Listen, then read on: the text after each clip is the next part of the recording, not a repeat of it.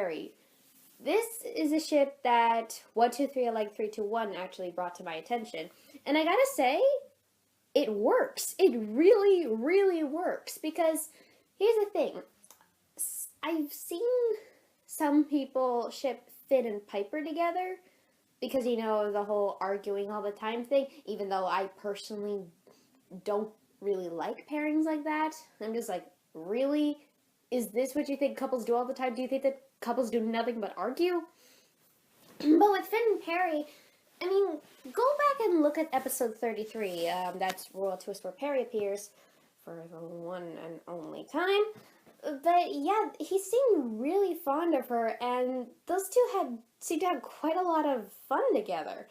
So imagine if they got to interact more often, and they decided, you know what? Like, I can imagine Finn, going to Piper, and he's like, hey, you know if Perry's available or something? Or, like, have you seen Perry recently? And she's like, yeah, so?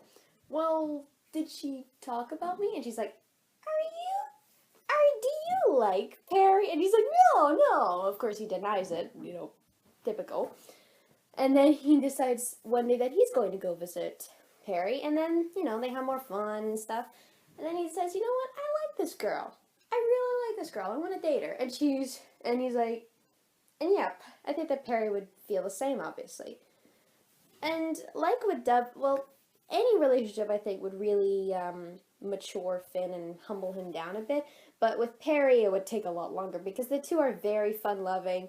And Dimples said in his video about, when he was talking about Finn and Suzu, those two are both very fun-loving, and he could imagine them playing pranks on everyone. I can imagine Finn and Perry doing that. And oh my gosh, poor Stork would have to deal with it. Ah, boy. And Piper's like, you have just... And Piper would be watching them disapprovingly and like, what are you two doing? And it would be even funnier if it turns out that my theory is correct, because my theory is that Perry and Piper are obviously twin sisters. I mean, come on! The only difference between them is this birthmark that Perry has. But yeah, if they were twin sisters, imagine Piper and Finn's reaction when they realize we're gonna be like brother and sister-in-law. Holy crap. It's my worst nightmare come true! But yeah, I mentioned Stork earlier. Now here's time for a Stork pairing. Yes, I have a pairing involving Stork. And you're probably thinking, but Stork doesn't really seem the relationshipy type. Oh, we'll tell that to all the Stork and Piper shippers. But I, on the other hand, ship Stork with Starling. Yeah, initially it seems like a bad idea for a pairing, but when you think about it, it kind of makes sense. Like, Stork's older than the rest of the Stormhawks, and so he doesn't always fit in with them. Like, don't get me wrong, most of the time he blends in like watercolors, but there, he sticks out sometimes. And Starling's kind of like the same, except, to a bigger degree. And also, both don't really seem like the type to want to get close. They don't really want others to be very close to them. And yet the Stormhawks have a way of touching their hearts and getting, doing just that, getting close to them. So I think that they'd be able to connect with that. And I just have I once thought of this scenario where Starling she was on a mission and she was injured.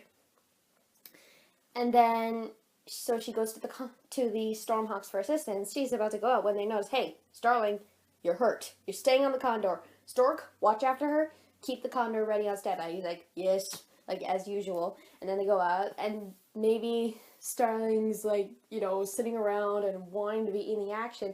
And then she and Stork talk and bond, and yeah, I think that Starling, for some reason, would be able to, like, open up to Stork, because he seems like an odd person. So she's thinking, well, I don't really know. I just think that those two would be able to connect over their reluctance to get close to people and to develop very close friendships because they don't want to be hurt. I mean, Stork has spent a long time in the wastelands. 10 years, according to my headcanon.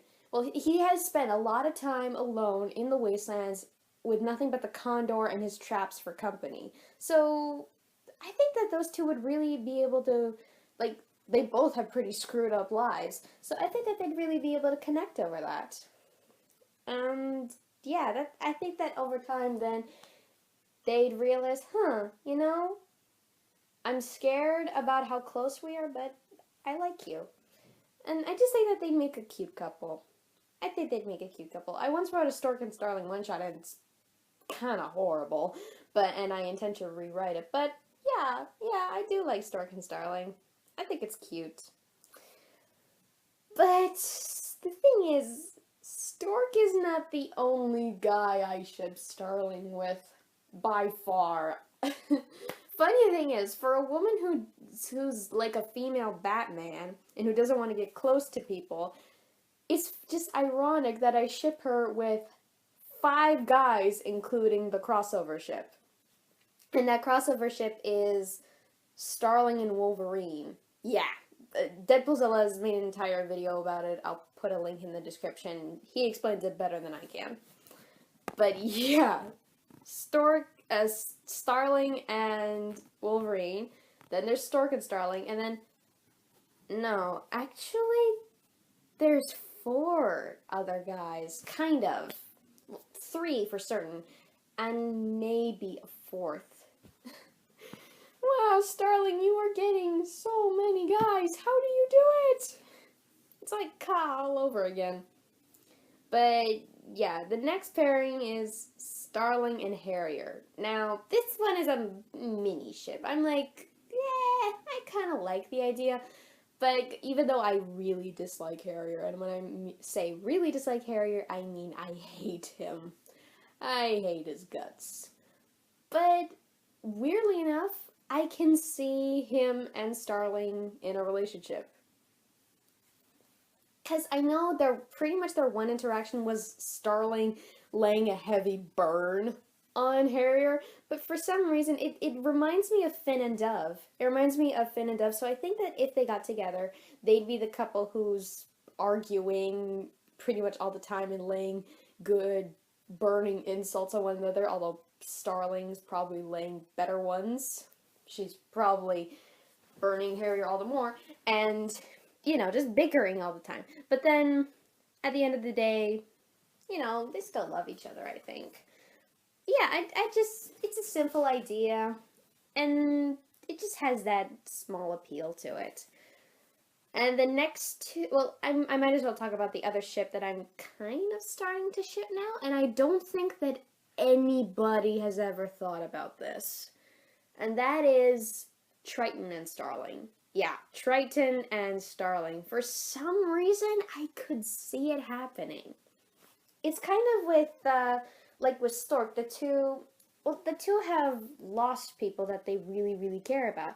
Triton has lost his brother. Admittedly, he's gotten his brother back along with the rest of his squadron, and Starling lost all of her squadron. And for the longest time, for years, Triton thought that, his brother was dead and the rest of his squad, but particularly his brother. I mean, come on! Can you imagine how he must have felt?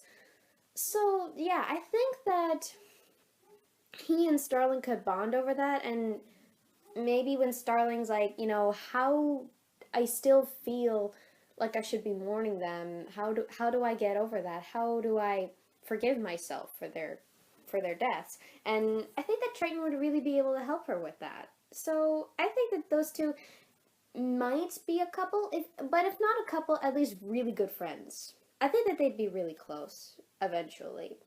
Because yeah, I could just see those. I wish those two had interacted. I really wish they had. But yeah, I do wish we had seen Triton more often in the show. Anyway, moving on to next 2 ships, which are full-on crack pairings.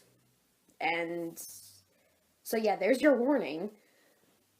The ships the 2 last ships that I ship Starling with are Starling and Repton. Again, Deadpoolzilla could probably explain it better than I can, and he